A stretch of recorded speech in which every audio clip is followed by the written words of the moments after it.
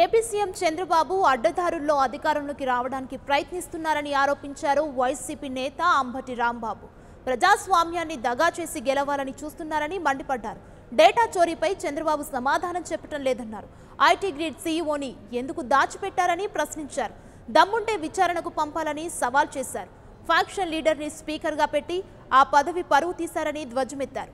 ప్రజాస్వామ్యాన్ని కూని చేస్తున్న చంద్రబాబుకు ప్రజలు త్వరలో బుద్ధి చెబుతారని హెచ్చరించారు అంబటి రాంబాబు. ఎన్నికల్లో గెలిచి అధికారంలోకి వచ్చినటువంటి సందర్భాలు ప్రతిసారి చంద్రబాబు నాయుడు గారికి అలవాటు. ఆయనకి బహుశా ప్రజాస్వామ్యం మీద కన్నా కూడా మ్యానిపులేషన్ మీద ఎక్కువ నమ్మకం కలిగినటువంటి వ్యక్తి. వారి చరిత్ర అలాంటిది.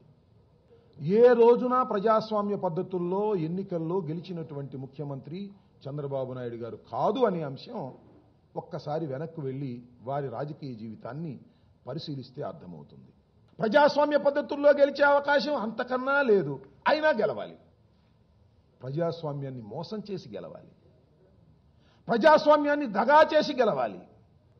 డేటా చోరీ. అయ్యా చంద్రబాబు నాయుడు గారు, నీకు ఓటేయాలనుకున్న వాడిని గమనించి వాడికి 2 ఓట్లు ఇస్తావా?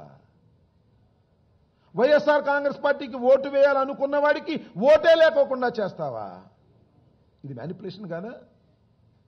ఎక్కడికి పోతున్నావు నువ్వు నీ భాషలో చెప్పాలంటే? అడ్డమైన గడ్డి కరిచి దొరికిపోయే పద్ధతుల్లో వెళ్ళిపోతున్నావు కదా. అదేమంటే జగన్మోహన్ రెడ్డి గారి మీద మాట్లాడుతున్నావు. పక్క రాష్ట్రానికి నాకు పోటీ, వారికి మాకు యుద్ధం. ఏం యుద్ధం అయ్యా నీకు వాళ్ళకి? నాకు అర్థం కాలేదు. అయ్యా ఈ డేటా చోరీ ఏంటి చెప్పవయ్యా అంటే నాకు జగన్మోహన్ రెడ్డి గారు అడ్డం పడ్డాడు. ఏం జగన్మోహన్ రెడ్డి గారు అడ్డం పడింది అభివృద్ధికి? మీ లోకేష్ అకౌంట్ని పెడితే ఊరుకుంటావా? నీ అకౌంట్ని పెడితే ఊరుకుంటావా? అంటే దేశంలో ఉన్నవారి డేటా అంతా, అకౌంట్ డేటా అంతా తీసుకొచ్చి నీ సేవామిత్రులు పెడతావా? పల్స్ సర్వే ద్వారా ఏపీ ప్రభుత్వం కుటుంబ సంబంధించినటువంటి తీసుకున్న వివరాలన్నీ దానిలో పెడతావు. ఇవాళ ఆంధ్ర రాష్ట్రంలో చంద్రబాబు ఉన్నాడు, జాగ్రత్త ఓట్లు పోతాయి అని పెట్టుకోవలసినటువంటి దౌర్భాగ్యమైన పరిస్థితికి వచ్చాం. నా ఓటు లేదు, మా మిస్సెస్ ఓటు లేదు, మా అమ్మాయి ఓట్లు లేవు, ఏమీ లేవు బాబు, ఇవన్నీ ఏం అన్యాయం జరిగిందని ఆ రోజున ఎలక్షన్ కమిషన్ సిసోడియా దగ్గరికి వచ్చి నేను రిప్రజెంటేషన్ ఇస్తే మళ్ళీ సరి చేశారు. ఎక్కడ దాచావు? నీ దగ్గర దమ్ముంటే పంపించు, విచారణ చేస్తారు, వాస్తవాలు బయటకు తీసుకొస్తారు. దాచేస్తావు. నీకెవరైనా పోయినసారి ఓటుకు నోటు కేసులో కూడా తీసుకెళ్లి.